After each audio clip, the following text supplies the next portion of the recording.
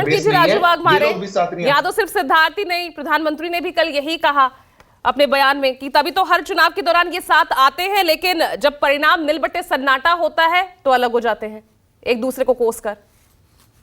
नहीं, देखिए कि इनको ये बोलना जरूरी है कि हमारे में कुछ अच्छा नहीं चल रहा है। अरे इनके पास देखिए ना, 100% भाजपा की घोषणा ये लोग कर रहे थे, प्रधानमंत्री भी 100% भाजपा की घोषणा कर रहे थे। अभी प्रधानमंत्री जी को हाथ जोड़ के एनडीए के पार्टी के पास जाना पड़ रहा है और बोल रहा है कि हम लोग साथ में लड़ेंगे। तो ये क्या दिखाता है? ये मजबूत है।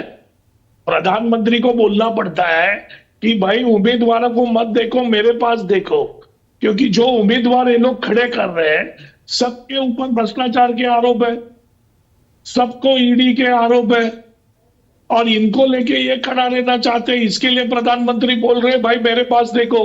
तो कहां गया 100% भारत? कहां गया कि हम भ्रष्टाचार से मुक्त है? कहां गया कि जो लोगों के पास ये बोल रहे थे कि हम किसी को खड़े करेंगे नहीं, हम 400 पार हो जाएंगे।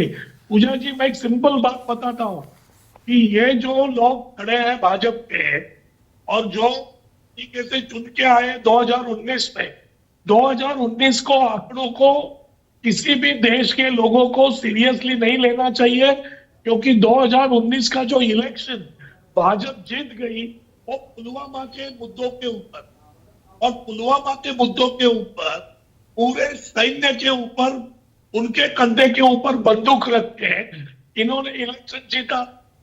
तो पुलवामा का हादसा अगर नहीं होता तो 2019 का निकाल कुछ अलग ही होता था।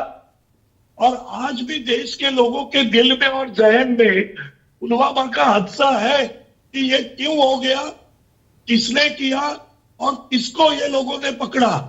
कोई भी सामने ठीक है, मुद्दों पर भी हम चर्चा करेंगे, लेकिन फिलहाल सीट शेयरिंग को बताइए ना। महाराष्ट्र की स्थिति तो अभी आप भी क्लियर नहीं कर पा रहे हैं। दिल्ली में भी अब जाकर प्रेस कॉन्फ्रेंस होगी आज, जो घोषणा कल शाम तक हो जानी चाहिए थी। यहाँ पर भी कुछ सीटों को लेकर पेच फंस रहा है। बिहार में भी कुछ क्लियर अभी है नहीं। ठीक ठाक आप दिखा जरूर रहे हैं। पूजा जी, बात कर रहा हूं, महाराष्ट्र में सब सीटों के ऊपर सहमति हो चुकी है। 27 या 28 को महाविकास आघाड़ी पूरी तरह से ये लेके सामने आएगी कि कैसे सीट शेयरिंग हो रहा है। रही बात बिहार की, तो पलटूराम जाने के बाद पूरी तरह से हमारी बात जेडी के साथ हो रही है और लगभग ये तय हो चुका है कि कैसे सीट शेयर होगा। आज 11:30 बजे आप देखेंगे पूजा जी कि आपकी और हमारी जो साथ में प्रेस कॉन्फ्रेंस हो रही है, तो उसमें हम पूरी तरह से ये जाहिर करेंगे कि किस तरीके से हमारा सीट शेयरिंग हो रहा है। बंगाल में भी हमारा सीट शेयरिंग की बातें लास्ट चरम सीमा तक आ चुकी है। तो हमारे इसमें सब कुछ क्लियर। बंगाल की स्थिति लगभग ठीक ठाक लग रही थी, लेकिन डेरेक ओब्रायन, उनका बयान आ जाता है, वो कहते हैं कि नहीं हम तो 42 सीटों पर ही लड़ेंगे। नहीं, ये निगोशिएशन की बातें हैं। हमारे अंदर की बात है कि हम पूरी तरह से बातचीत अंतिम चरण तक आ चुकी है। एक बार ये बातचीत पूरी हो जाती है, हम क्लियर हो जाएंगे।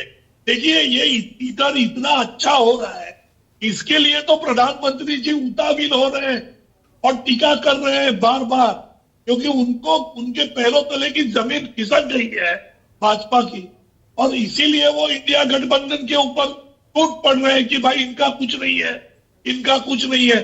उसका कारण यह है कि इंडिया गठबंधन मजबूत होते जा रहा है, सीट शेयरिंग क्लियर होते जा रहा है, पिक्चर एकदम क्लियर है। लेकिन गुजरात की भरूच सीट अहमद पटेल, उनके बेटा बेटी वो चाह रहे हैं उन्हें मिले, और आम आदमी पार्टी चाह रही है कि उनको मिलनी चाहिए। नहीं, देखिए, 1 या 2 सीट के ऊपर तो कहां ना कहां वो बैठ के आराम से उलझ जाएगी।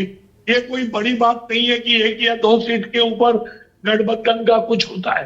तो गठबंधन पूरी तरह से क्लियर है। हम मजबूती के साथ इस चुनाव में आगे जा रहे हैं। हमारे वरिष्ठ नेता राहुल जी की जो न्याय यात्रा है वो भी मजबूती से जा रही है।